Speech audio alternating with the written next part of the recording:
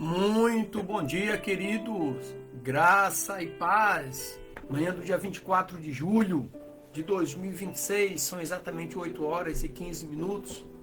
Você que nos acompanha desde as 6 horas da manhã na nossa rádio, agora passa a nos acompanhar também pela nossa rede social, o Facebook.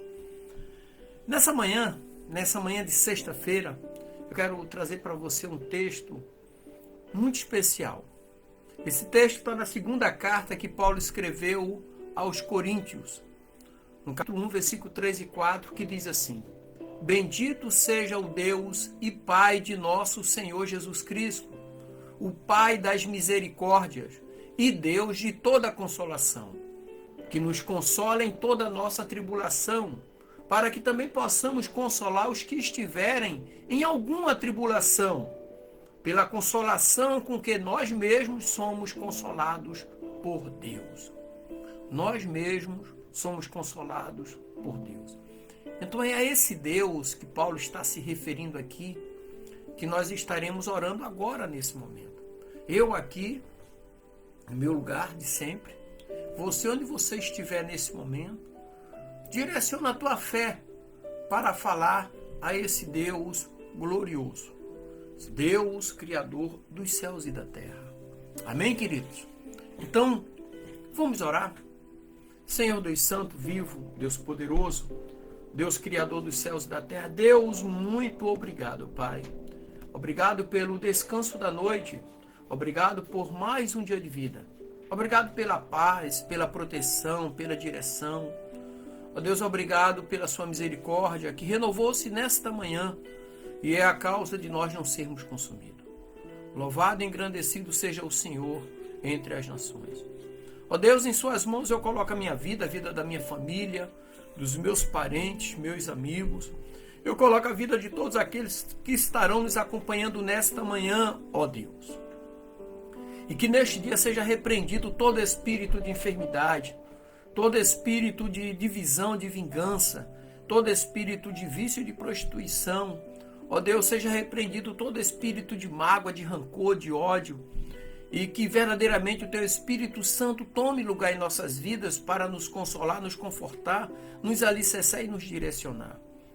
Ó Deus, e que neste dia também, ó Pai, eu te peço que se tem alguma causa financeira, jurídica, ó Pai, do Teu servo, da Tua serva preso, ó Pai, amarrado, que o Senhor, ó Deus, tome a frente para liberar, ó Pai. Que seja liberada essas causas, ó Pai, financeira, jurídica, processos. Ó Deus, é o que eu te peço, ó Deus, em nome de Jesus. Amém e graças a Deus. Então eu quero falar hoje com você sobre a fé no meio da dor. Paulo começa dizendo aqui, na sua segunda carta, no capítulo 1, versículo 3 e 4, ele começa dizendo: Bendito seja o Deus e Pai de nosso Senhor Jesus Cristo, o Pai das misericórdias e Deus de toda consolação, que nos consola em toda a nossa tribulação, para que também possamos consolar os que estiverem em alguma tribulação, pela consolação com que nós mesmos somos consolados por Deus. Então aqui, Paulo escreveu a sua segunda carta aos Coríntios, por volta ali do ano 55, 56 depois de Cristo, enquanto ele estava enfrentando perseguições e dificuldades pessoais e muitos desafios na missão que Deus tinha lhe dado, que era de evangelizar, de levar o evangelho.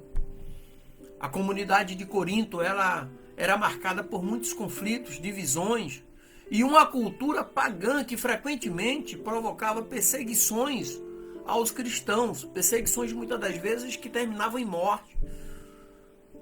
Então nesse trecho aqui que nós lemos, Paulo expressa uma compreensão teológica que conecta o sofrimento à misericórdia de Deus, e ele destaca que Deus é Pai de misericórdia e Deus de toda consolação. Então essa passagem aqui, essa igreja, essa mensagem especialmente, que é muito relevante para a igreja daquela época e dos dias de hoje, que passa por tribulações. Então essa passagem nos ensina a encontrar esperança e forças na fidelidade que Deus tem para com o seu povo. A passagem revela duas grandes verdades essenciais. Primeiro, Deus é a fonte de toda misericórdia e consolação. É em Deus que se origina todo o amor.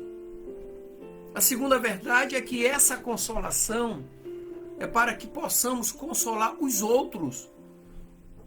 Ou seja, dai de graça o que de graça recebeste.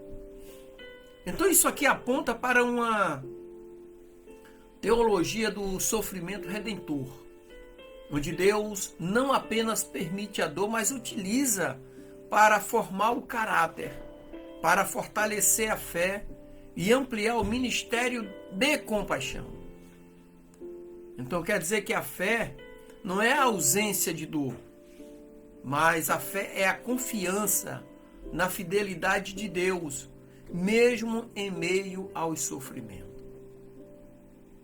Basta nós olharmos para Jesus, quando ele concluiu sua missão, ele diz: Pai, telestai, está consumado. E quando Paulo inicia dizendo bendito, bendito é uma expressão de louvor que Paulo usa para reconhecer a soberania de Deus. E quando ele usa a frase Deus de toda a consolação, indica que a fonte da ajuda e do conforto é o próprio Deus sem limitações. Deus não tem limites, não tem limitações em nada. Ele é pleno em poder. Guarde essa frase. Deus é pleno em poder. Deus é todo poder. E quando ele fala consolar em todas as tribulações, isso significa que a promessa de que Deus está presente em meio a qualquer sofrimento.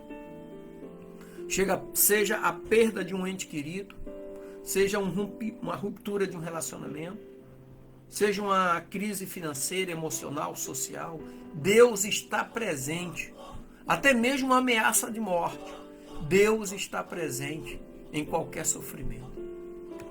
E Paulo usa uma expressão aqui para que possamos consolar. Então isso mostra que o propósito do consolo de Deus é que sejamos canais de consolo para os outros, canais de esperança para os outros.